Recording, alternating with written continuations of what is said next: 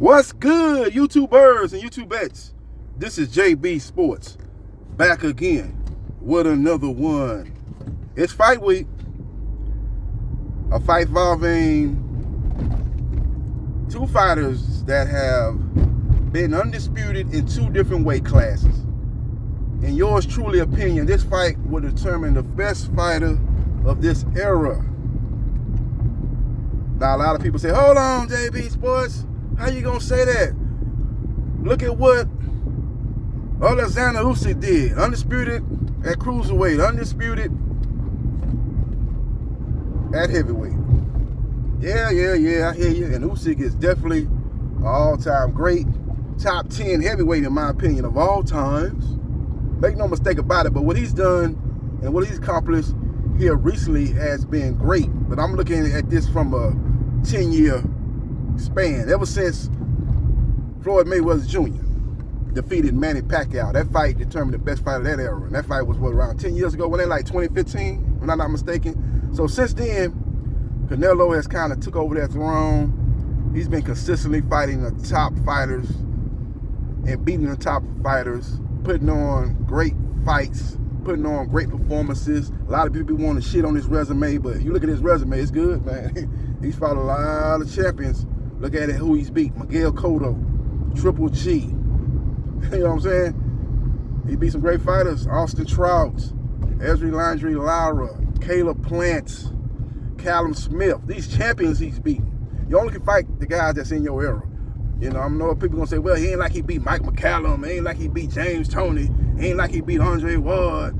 He ain't like he beat Bernard the Executioner Hopkins. He ain't like he ain't even beat no Carl Frost. You got these haters that come out and say that Canelo ain't really fought nobody. He's been cherry picking. And he has been cherry picking here recently. Everybody want to see him fight the Mexican monster, David Benavidez. But at this point in his career, Canelo Alvarez can pick and choose. Same way that Floyd Mayweather Jr. did his last couple fights. He got the Pacquiao fight out the way. A lot of people wanted to see that fight 5 years ago. And after that, he wasn't going to get in the ring with no Keith Thurman. He wasn't going to get in the ring with no Sean Porter. He wasn't going to get in the ring with no Danny Garcia. It wasn't going to happen.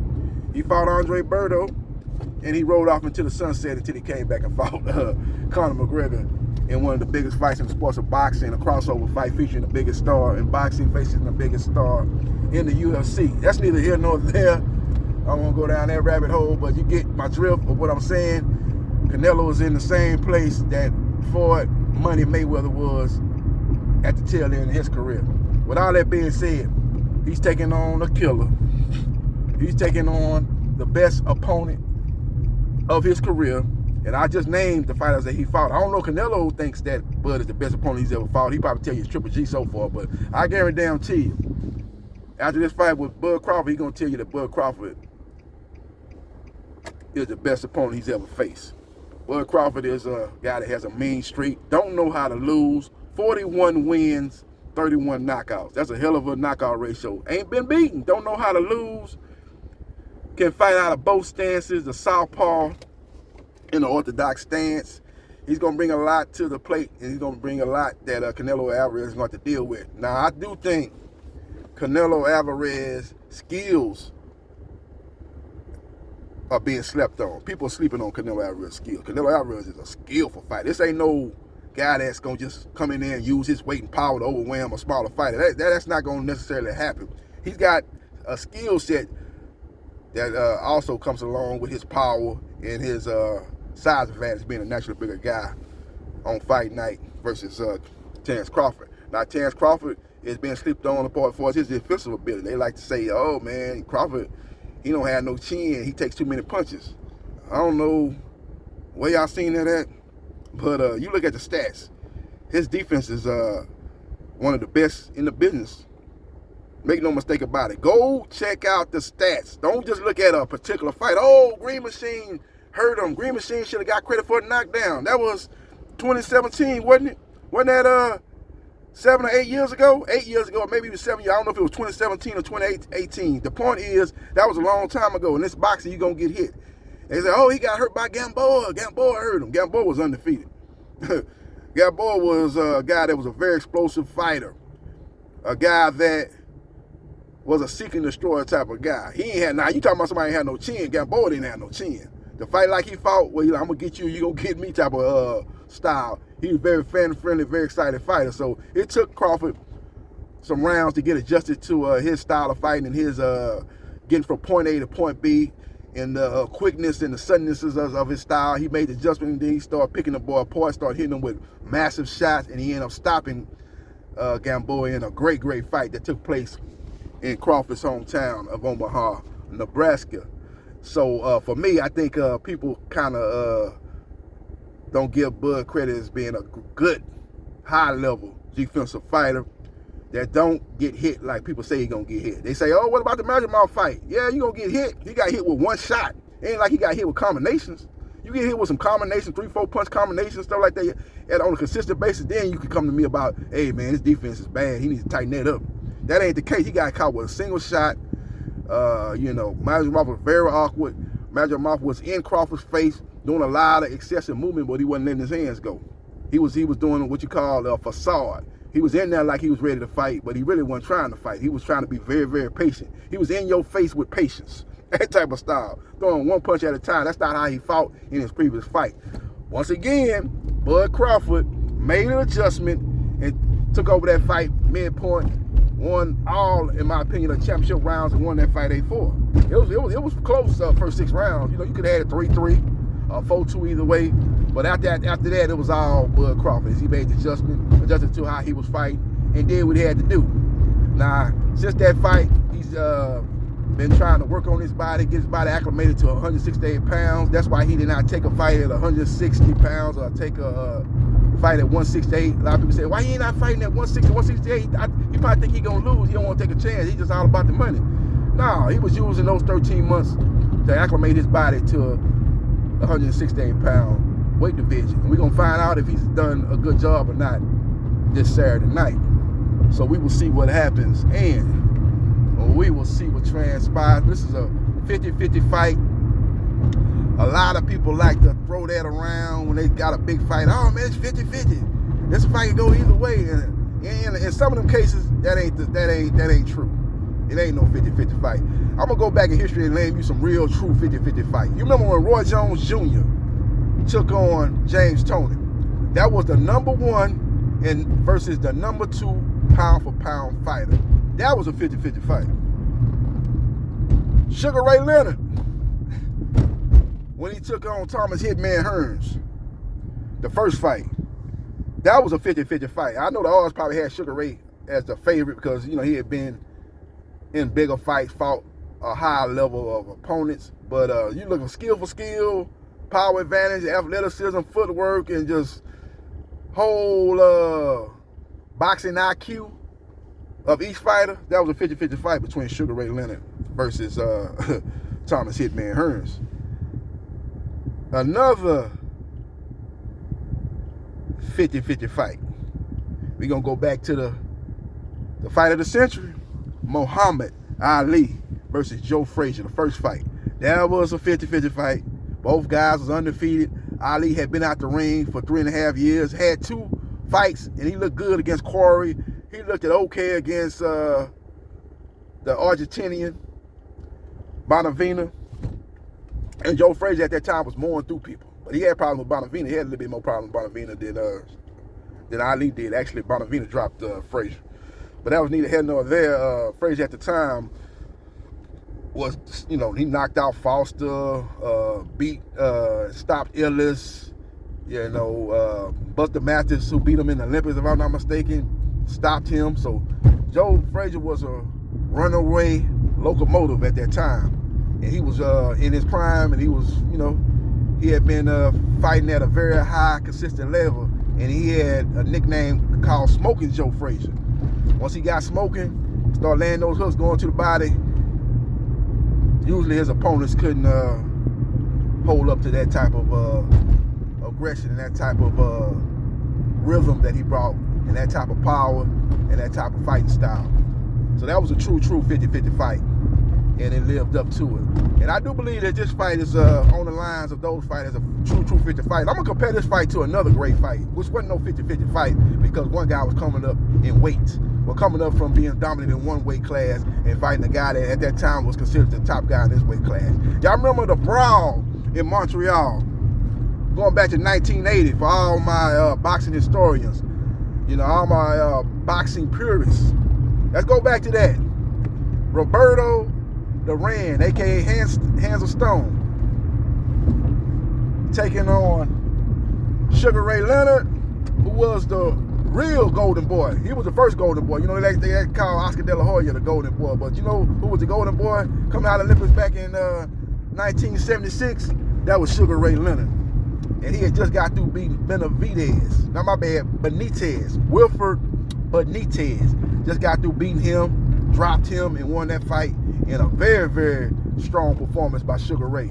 And he was the favorite going into that fight, but that fight was a good fight because Roberto Duran, just like Canelo Alvarez, won that fight because he outworked Sugar Ray Leonard. He was able to make Sugar Ray Leonard fight his style of fight. He was able to get in Sugar Ray Leonard's head before the fight and make Sugar Ray Leonard come to him and fight a more of a phone booth fight instead of Sugar Ray using his athleticism, using his quickness, and staying on the outside and pot shot and stuff like that and hitting him as he comes in and keeping the fight in the middle of the ring and basically trying to keep Roberto Duran on the end of his punches and keep him at bay with the jab. We thought he was going to fight like that, but he came to Roberto Duran in that first fight. And I believe that was the reason why he did that was because of the trash talking that Roberto Duran did in the lead up to the fight. He called out Sugar Ray Leonard's wife, called her a derogatory name. Y'all go back and look that up. And Sugar Ray Leonard wanted to go in there and kill Roberto Duran.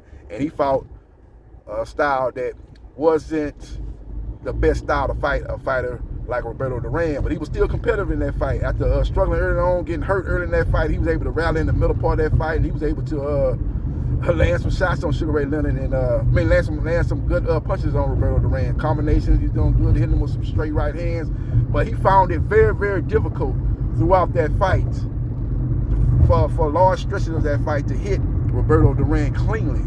And that's one thing I did notice about Canelo Alvarez. His defense doesn't get talked about. He's a hard guy to hit. He has great head movement. He rolls a lot of punches.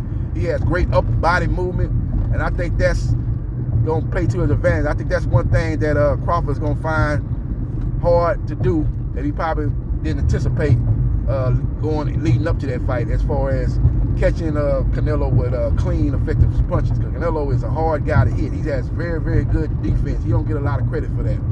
So, but I think Crawford will be able to land shots. And, once he gets the timing down, once he kind of figures out Canelo Alvarez, I do think he starts to land shots. He does a great job of placing his shots. So I think it will come to a point where he starts landing shots. But I think early on he's going to find it very, very difficult to land consistently on Canelo Alvarez. Now, Canelo Alvarez is going to rely on his body work. He's going to be trying to go to the body, land shots to the body, land shots to the arm, hips, anything he can land it to. And if we see Crawford shelling up as that happens, then it could be a long night for Terrence Crawford. But if we see Crawford countering those hooks, coming up under those hooks with short, straight, accurate shots with the right hand, as he anticipates Canelo throwing the left hook, and with the straight left hand out of the southpaw stance when Canelo tries to throw those right hooks. If he's able to do that and catch him with those short shots that Canelo don't see, I think he'll basically stifle Canelo's ability to land those shots consistently and his willingness to throw those shots. If he's able to do that, then it's going to be Terrence Crawford's fight, and Terrence Crawford fight to win. So we will see what happens, and we will see what transpires. This is an interesting fight. Jermell Charlo cannot hold up to Canelo's power. He got hit with a shot and he started going to the ropes, and he pretty much was in survival mode as Canelo was able to walk him down and basically bully him all over the ring after he dropped Jermell Charlo. He's going to be looking to do the same thing with Terrence Crawford. It's going to be more difficult because Terrence Crawford is a more complete fighter than Jermell Charlo. He's got more versatility to his offense than Jermell Charlo, who's basically a 1-2 guy, a guy that throws a very good uppercut off the ropes. But he's kind of, I'm not going to say he's basic, but he doesn't bring the versatility that Terrence Crawford does. You know, and one main reason is Crawford can switch stances. Crawford can come out in the southpaw stance that's not working. If he's taking too many shots, he can go to orthodox, or he can do vice versa. Come out of orthodox, and he see Canelo's getting off offensively, and he can go to southpaw to nullify what Canelo does. That's the difference. Jermell Charlo is an orthodox fighter, and that's it.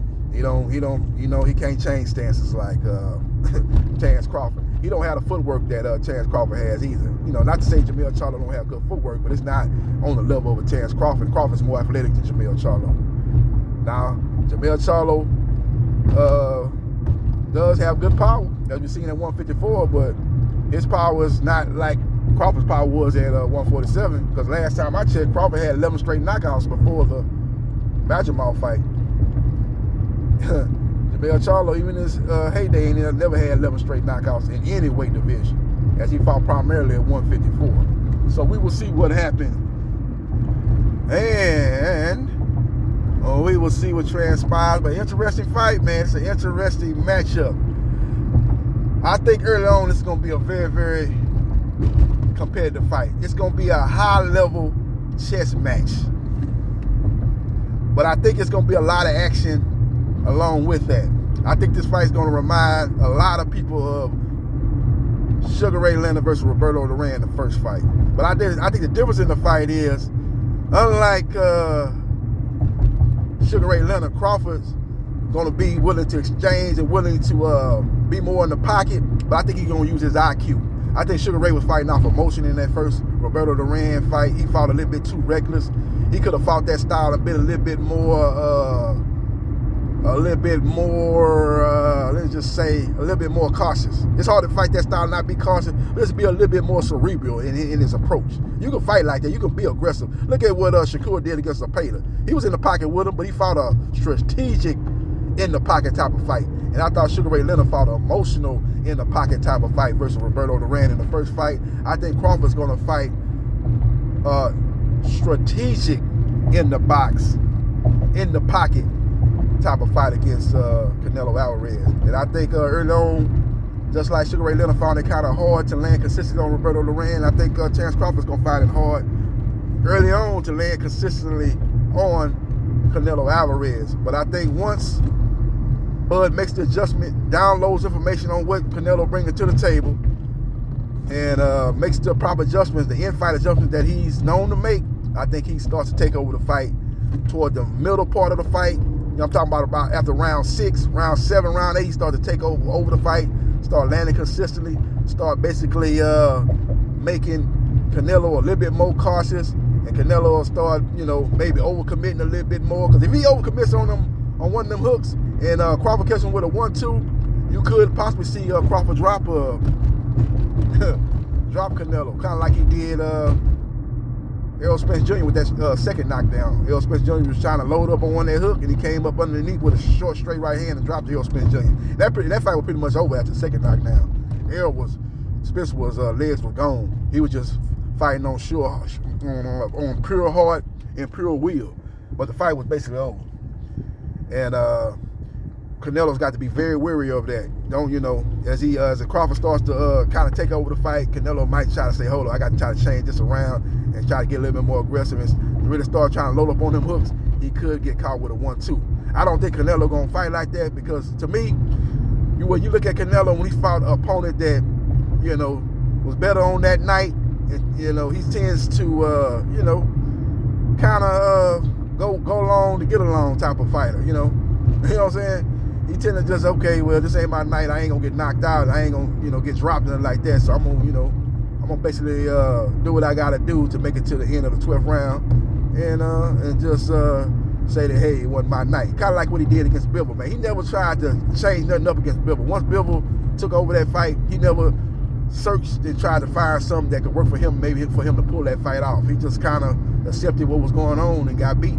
Same thing in the Floyd Mayweather fight. It got to a point where he couldn't figure out Mayweather was not moving like he thought he was going to move. Mayweather was in the pocket. Mayweather was hitting him with the 1-2. Mayweather was turning him. Mayweather was hitting him with the jab. Mayweather was giving him a boxing one-on-one education. And him or his team, his trainer, never tried to figure out a way to stifle what Mayweather was bringing to the table that particular night, try to change the momentum of that fight. Never tried to do that. And I think that's what's going to happen in the Crawford fight. That's why I don't see him actually get knocked out. One thing about Errol Spence Jr., Spence said, I'm going to try to find something. And Spence kind of started loading up on shots to try to change the momentum of that fight, and that ultimately got him knocked out. I don't think Canelo going to do that. I think Canelo, if he sees that he's getting outboxed, outpointed, and outmaneuvered, I think he's just going to, make sure his defense still tight, still try to land punches here and there, and still try to be somewhat competitive. But I think he's going to accept his fate, knowing that he don't want to end up like Errol Spence Jr., who basically went for broke, which ultimately got him knocked out. And I don't think Canelo going to do that. So we will see what happens, and we will see what transpires. Now, it's a good fight. It's a good fight. Very, very intriguing matchup. I'm not saying that Canelo Alvarez is not an all-time great. He got a case to be the greatest Mexican fighter ever. Great fighter. But I just think this style is hard for him to beat a style like a Terrence Crawford. Only way he can win this fight is if he's able to knock out Crawford. I don't think he can outpoint Crawford over a 12-round affair unless he gets a couple of knockdowns. Maybe he can then win like that. But I don't see that happening. Now, like I said earlier in this video, if he's going to the body and then Crawford is shelling up and he's not trying to counter him as he throws those hooks to the body, then Canelo's got a great chance to win the fight. Great chance to win the fight. And I think that's what he's banking on. I think he's banking on his power being too much for Crawford. Crawford just shut down because he don't want to deal with the power. Basically put his hands in his pocket, his gloves in his pocket, not willing to let his hands go. And he can kind of just walk him down and stalk him and beat him and do him like he did Jermell Charlo.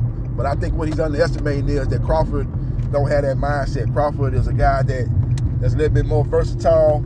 His punch placement is better.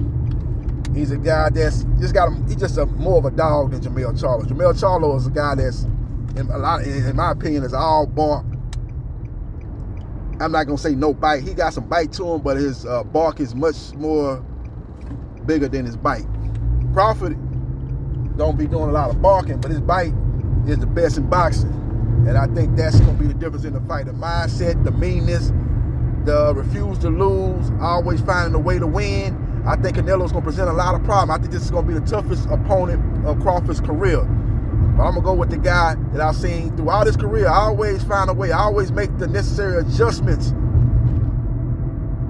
to take over the fight and beat his opponent convincingly. He did that in the Kell Brook fight. Kell Brook was hitting Crawford with some good jabs. Some of them with some good 1-2s. Crawford made the adjustment.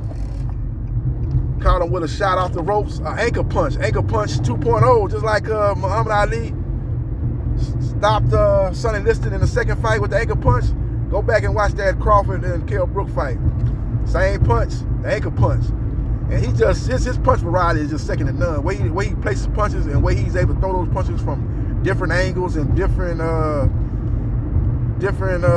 strategic positions in the ring is second to none. So it's just he's a savant in the sport of boxing. I ain't seen nothing like this since Floyd Mayweather Jr. I would have loved to see Crawford fight Mayweather Jr. That fight would have been for the pound for pound best boxing IQ in boxing history, man. Them guys, their boxing IQs are second to none. Muhammad Ali up there too, but I've never seen fighters with a higher boxing IQs than Floyd Mayweather Jr. and Terrence Crawford. Those two are the best to ever do it. And I think that'll play a part in Crawford getting his hand raised and becoming 3-time undisputed champion in the sport of boxing. Follow me on Facebook. Before you follow me on Facebook, let me know your thoughts in the comment section. Do you agree or do you disagree? And if you disagree and you think it's going to be a knockout, let me know in the comment section which round you think Canelo knocks out Crawford. If you think Crawford wins, let me know that in the comment section. If you think Crawford gets the knockout, let me know what round you think that happens in. Follow me on Facebook, Gerard Briscoe. Follow me on TikTok at JB Sports New Media. Follow me on Instagram at JB Sports 9707. Follow me on Twitch at Briscoe MA 77071. Follow me on my YouTube channels at JB Sports, the man, the myth, the legend, 9656, and at JB Sports, the man, the myth, the legend, 8000. And like, share, and subscribe to JB Sports, the man, the myth, the legend. And I holla.